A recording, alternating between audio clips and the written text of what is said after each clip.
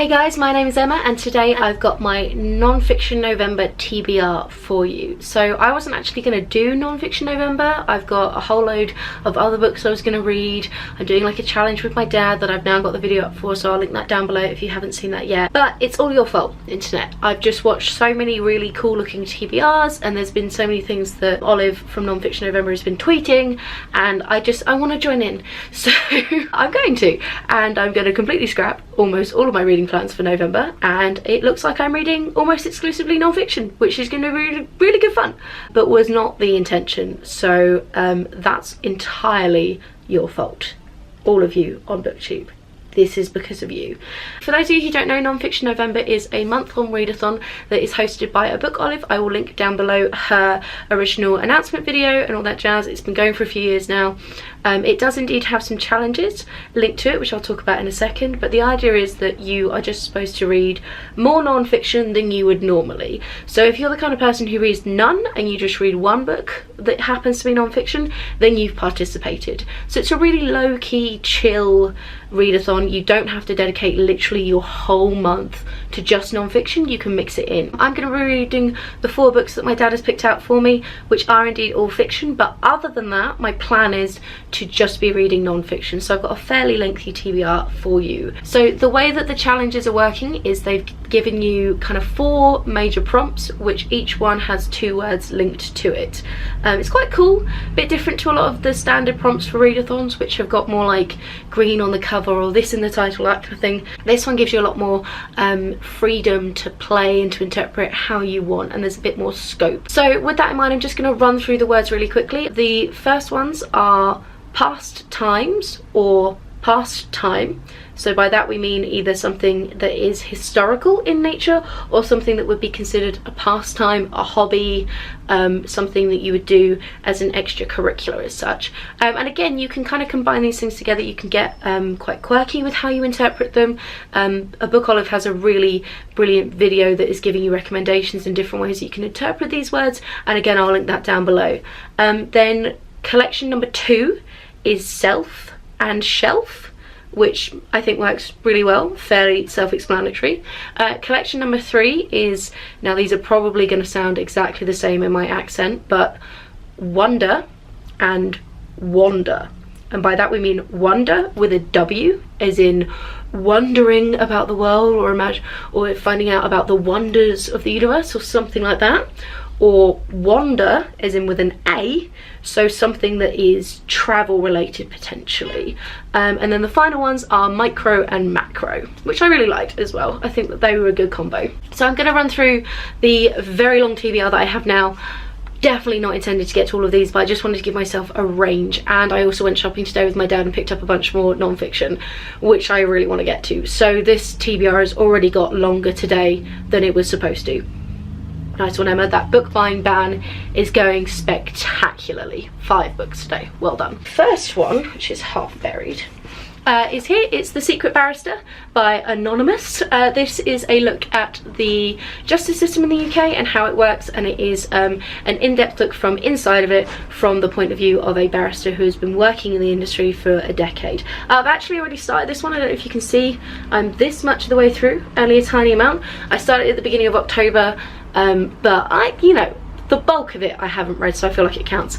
This one I'm counting for potentially self or wonder, because it's written by somebody about themselves, or you can wonder about the identity because it's anonymous. For Pasttimes, I have a book about Russian history. This is the Romanovs by Simon Sebag Montefiore.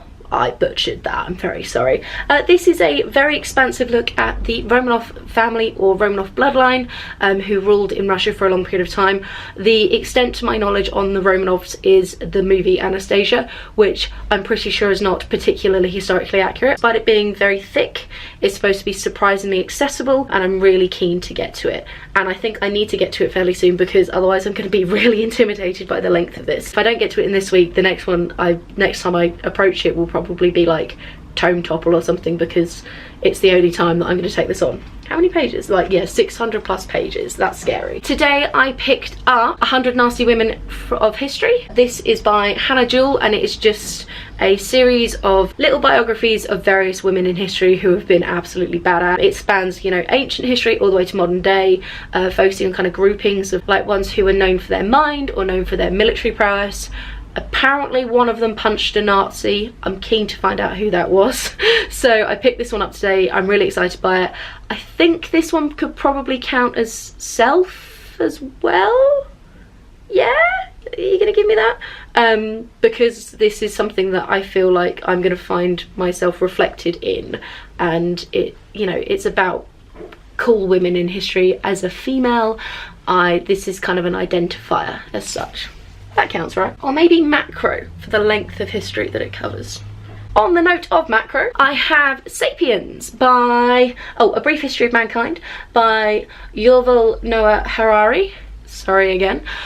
So this one I actually started this time last year. It is a very expansive look at literally the history of humankind, going from kind of Neanderthal times all the way up to modern day, and looking at the really big species-based revolutions that we've been through and how we've got to where we are now and how civilization has been built. I got probably like nearly halfway through this. Yeah, the page turn is still here. Where is it? I got that far through, like this bit of it. So a massive chunk of the way through in October this time last year, but then I put it down because work got a bit hectic and I left it way too long to be able to pick it up again, and I just totally lost train of thought. So I'm going to restart it from the beginning and really dedicate a lot of time to it. So I'm really going to try and prioritize this one over the month, because I need to have read it by now. It's really, really interesting, and the author has done subsequent work that I also want to get to, but I need this one first.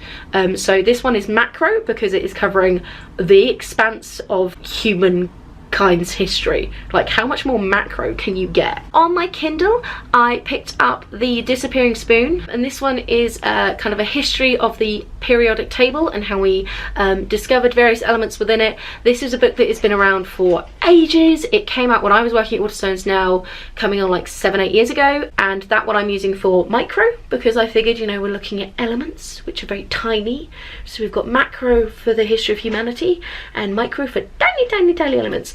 The book gets its name because there is a particular metal that has a melting point that is lower than water's boiling point, and a kind of gag that scientists used to do, and potentially do still do, would be to make a spoon out of this metal and then mix it in with normal teaspoons, so when your fellow scientist goes and picks up that one and they go to stir their tea, because the melting point is so much lower than the temperature of the tea, your spoon literally disappears and melts into your cup, because scientists have a fabulous sense of humour and are wacky like that.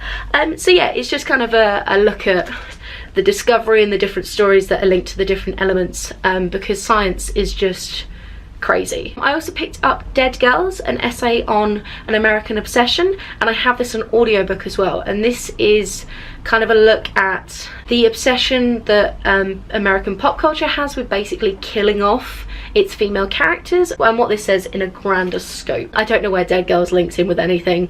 I hope not self. I hope I don't see myself in this. Then I also have Educated, a memoir which has been making some fairly major waves, both on BookTube and also in kind of the book community in general.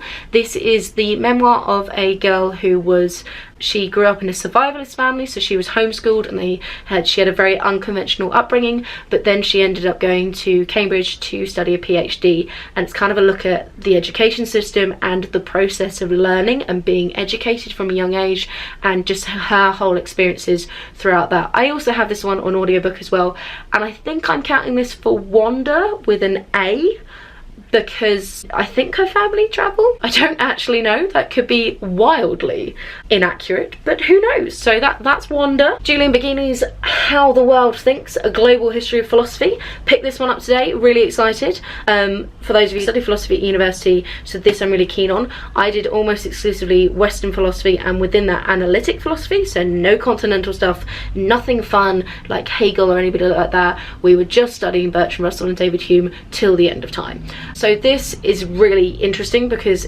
for me particularly, because whilst I've got a decent grounding in a very kind of small subsection of philosophy, this covers a whole range, including like Eastern philosophy and some of the kind of African more storytelling oral traditions and how that kind of links in. I guess this could be one for Wander as well, because we are going to wander across the world and wander in our thought processes about them.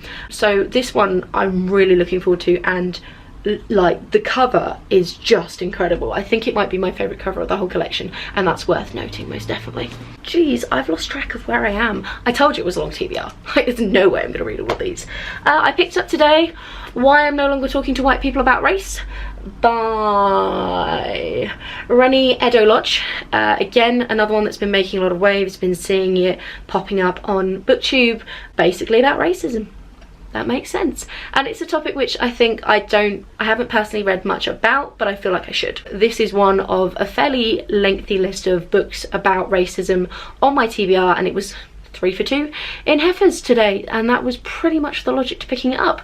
So this isn't high on my list of priorities just because I've got some other ones that I'm really excited about, but I'm pleased to actually have a copy of this now because I have been meaning to read it for a while. So now it's on my shelf. I am going to get to it at some point, and it's fairly thin, so it might be a good one to do at some point in the month where I'm kind of struggling with some of the absolute doorstops that I have behind me. Like, non-fiction can just be so long sometimes. Like, guys, get stricter editors, please. I've got one called Eat Up, which is a book. I've got it in ebook form. I can't remember the author. It'll appear here. It's basically a cross between a memoir and just sort of a collection of essays look at our relationship with food and how our relationship with food has changed, and kind of treating food as more of a hobby, a thing to be enjoyed in its own right, rather than it being something that is just for substance. It's quite short as far as I'm aware. It was a bit of a spur of the moment buy. I'm not convinced I'm actually going to get around to it, but who knows. I also have The Butchering Art by Lindsey Fitzharris. So this is a history of the grisly world of Victorian medicine. You could maybe count that as a pastime, performing medicine back then and just hacking people apart. Obviously it could also fit in with past times, the history of Victorian medicine, so it sort of fits into both of those.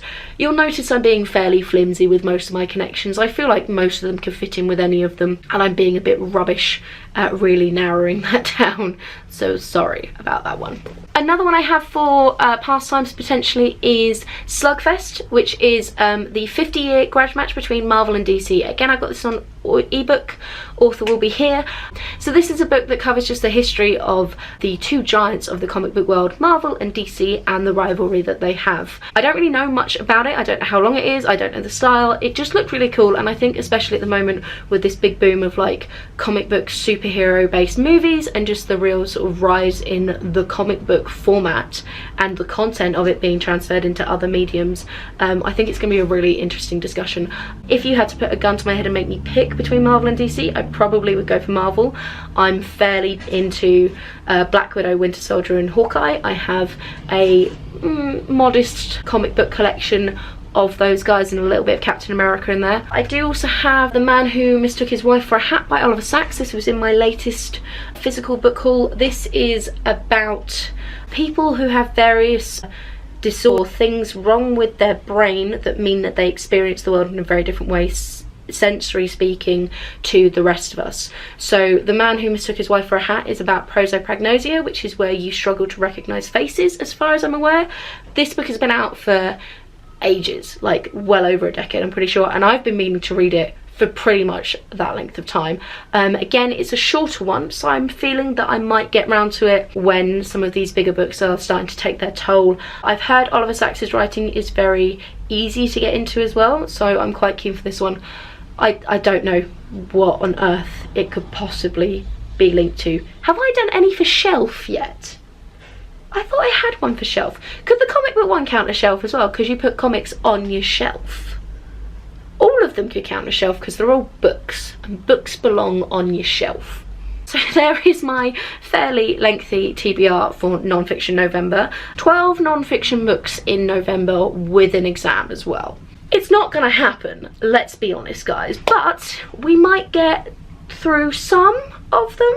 And I am keen for pretty much everything on this TBR. Like, it was quite difficult to try and pinpoint which ones I was more excited about or not.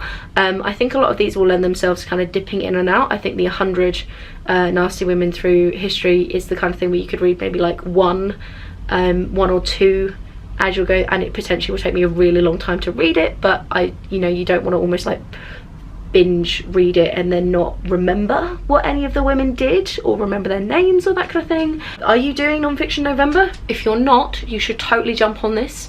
Non-fiction's awesome.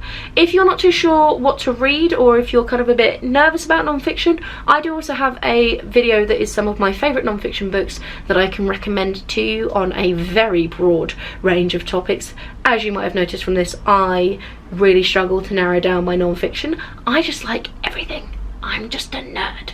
That's pretty much it from me, I think. Have a wonderful reading week. I will see you guys soon. Bye!